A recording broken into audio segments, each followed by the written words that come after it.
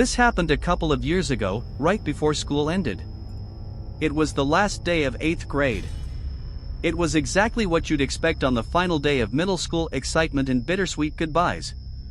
Everyone was running around, scribbling signatures and cheesy messages in each other's yearbooks. My middle school was huge, easily over 1,000 students.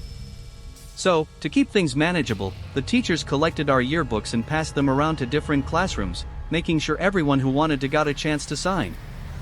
I'm sure you can see how that could create problems. Anyone who wanted to could write whatever they wanted in anyone's yearbook. The teachers tried their best to prevent things from getting out of hand, but I knew a few kids who wrote some mean messages to people they didn't like. At the end of the day, when I got my yearbook back, I flipped through the pages eagerly, reading all the goofy notes from my friends. But as I scanned the pages, something caught my eye. There was a signature below the face of someone I had never seen before. His name was Samuel Robinson III, a name I'm going to remember for as long as I live. The message he wrote was short, simple, and honestly a bit unsettling.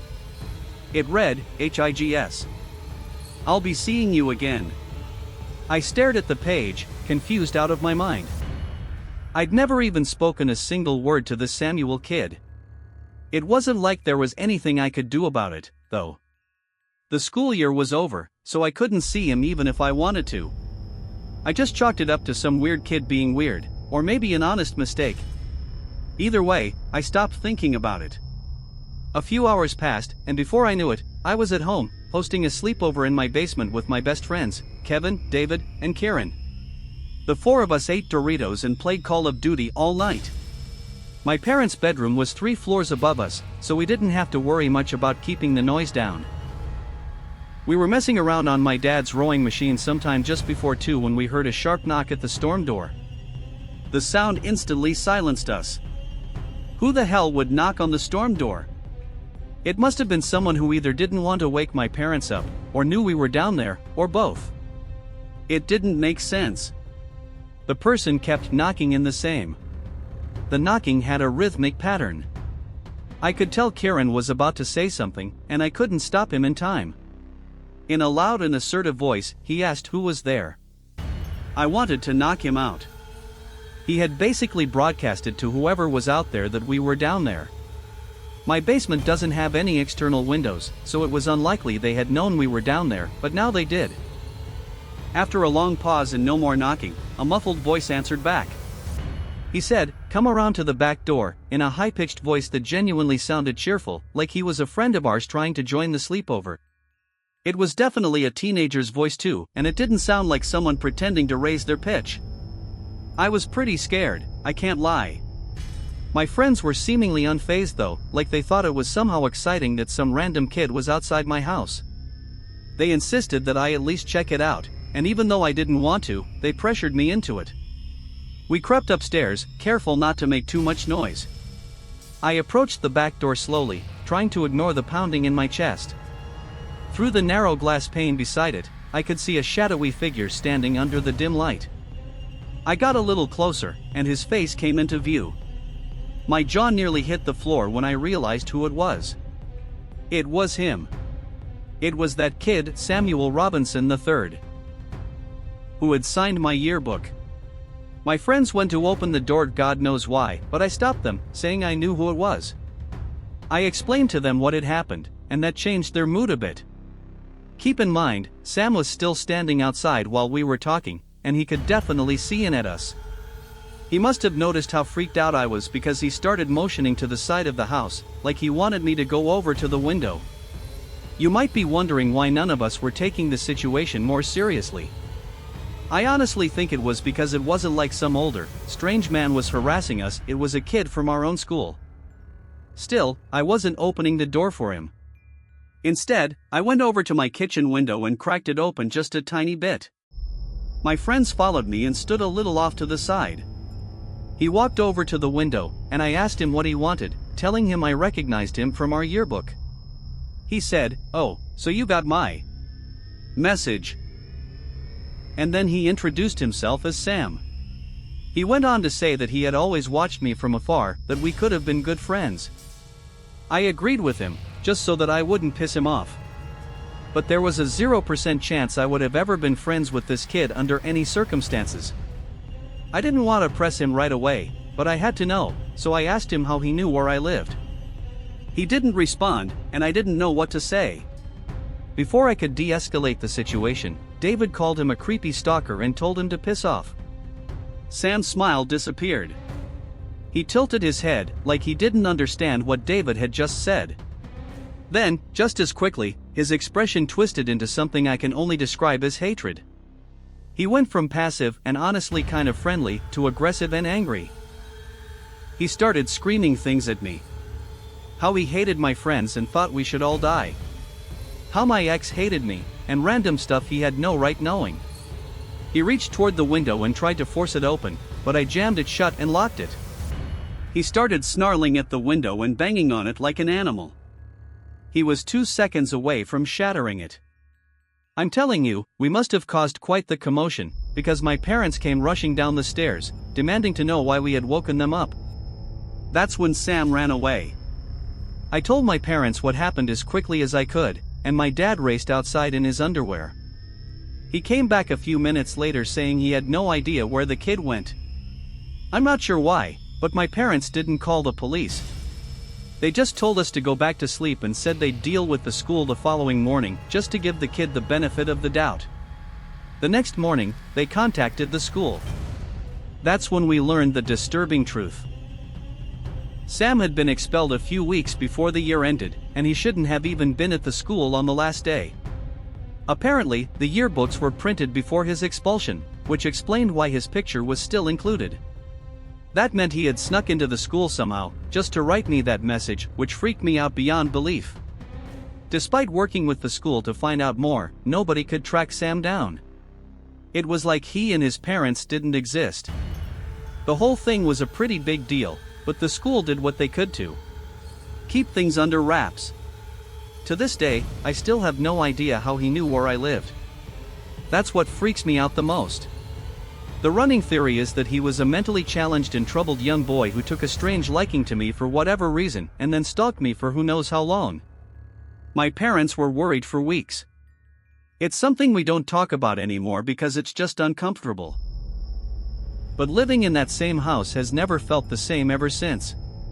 My friend Garrett is a little unhinged, and when I say a little, I mean a lot.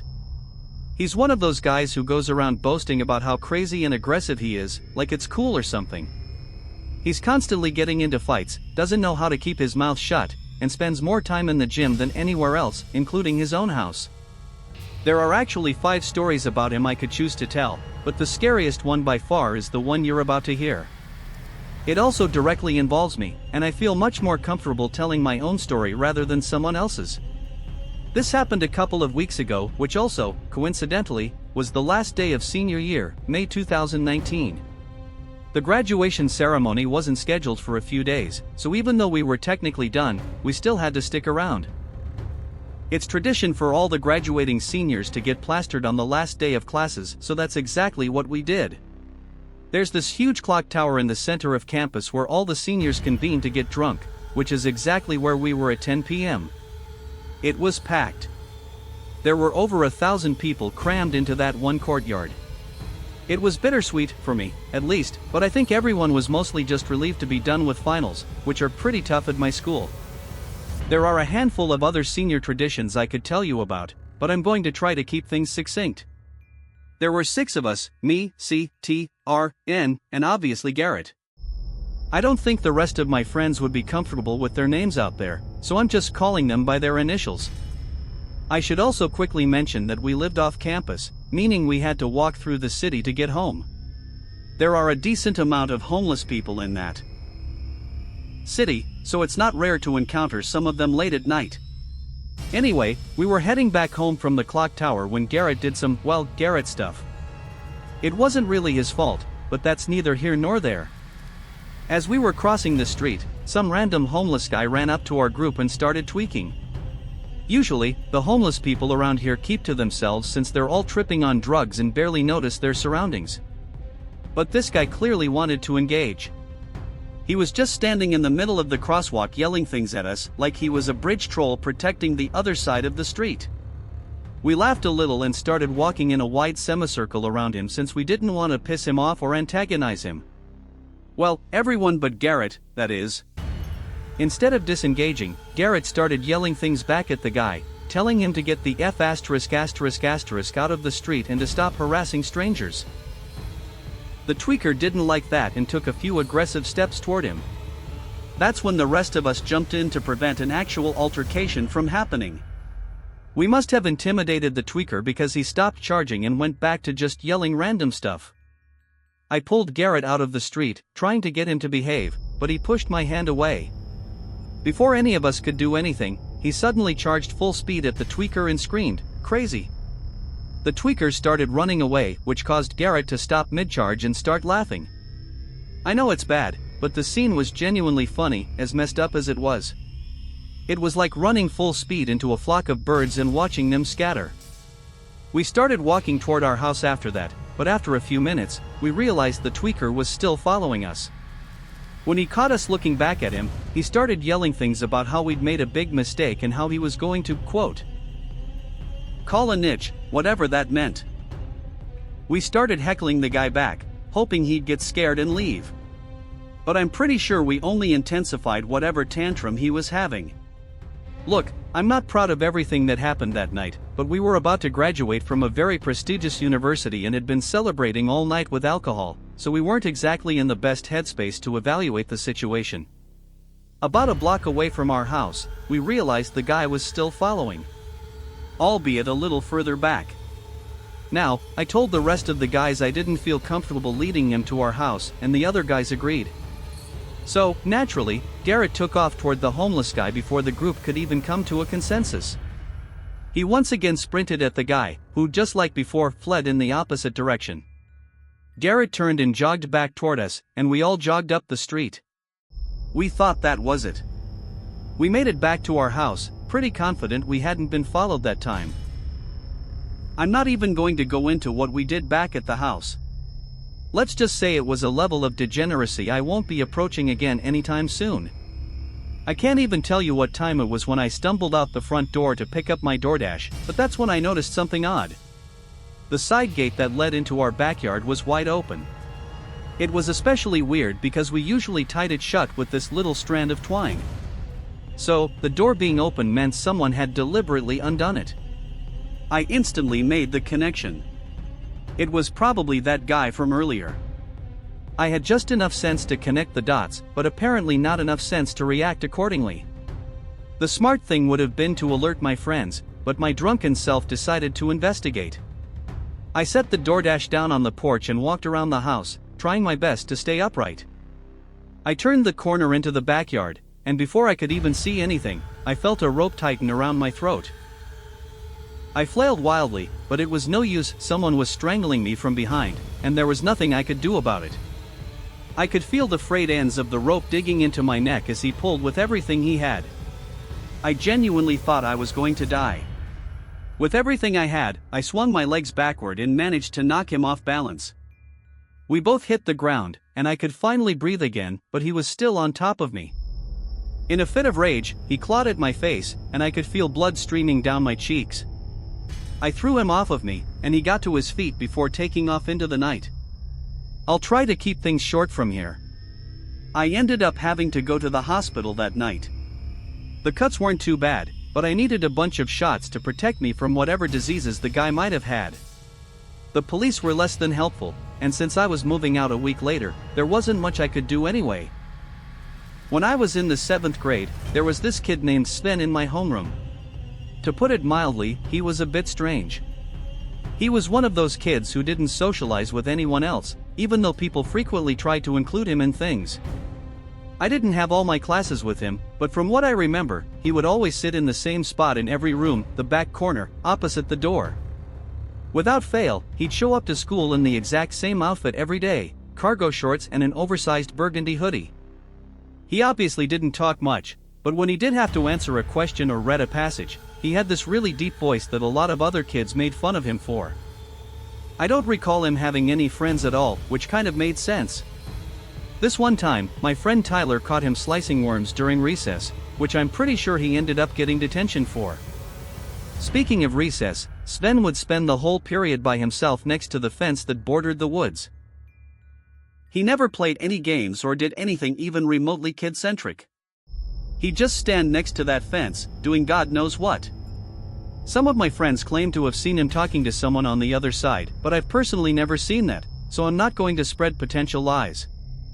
I'm trying to think of other things about him worth mentioning. He had several quirks and some other weird habits typical of any strange middle schooler, but none really relevant to the story I'm about to tell. This happened on the last day of school. I went to a pretty big middle school with lots of kids per grade, meaning there were a ton of concurrent classes with students from the same year happening at all times. Because of that, there was this last day of school tradition where students from the same year would sneak into and sit in random classrooms just to try and mess with the teachers. I'm pretty sure the teachers were privy to this and played along to amuse the kids. But that's neither here nor there. I don't remember the exact time this happened, but I do remember I was in one of the few classes. I shared everything with Sven, explaining that the day had been exactly as usual except for one odd detail: the whole class was mixed up with random students who were supposed to be in other rooms. Growing up, I was kind of a stickler for rules, always following them to the letter, which meant I never joined in on any of the tomfoolery my friends got into. Because of that, I was often alone in class since my friends would all head to different rooms together. This was one of those times. All my friends had left, and the only person I even knew a little was Sven. But that day, Sven was acting stranger than usual.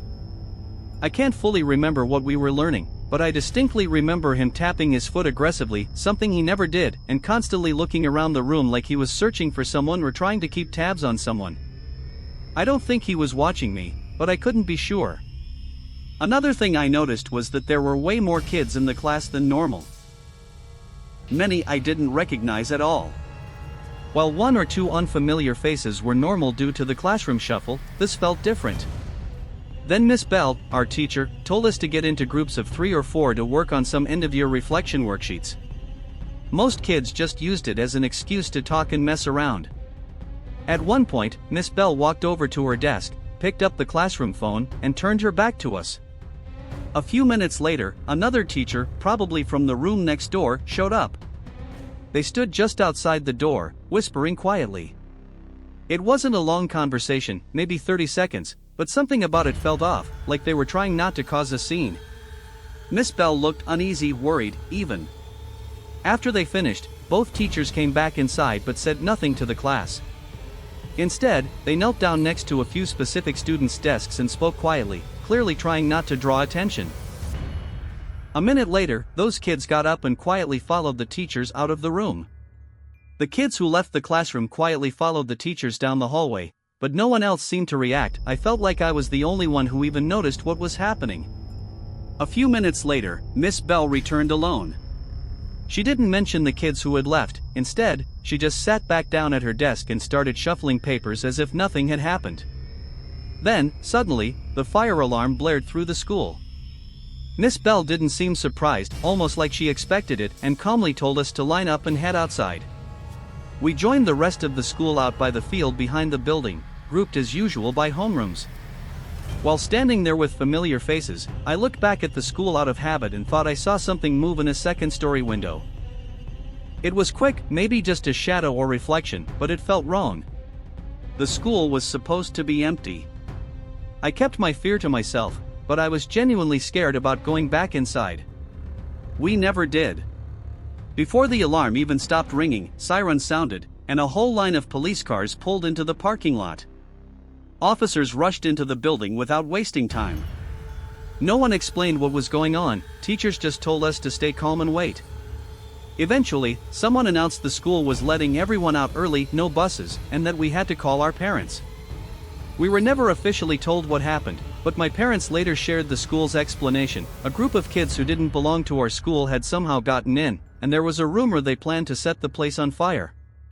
Miss Bell had apparently found alarming tools in one of the kids' backpacks, and the fire drill was a tactic to flush everyone out safely.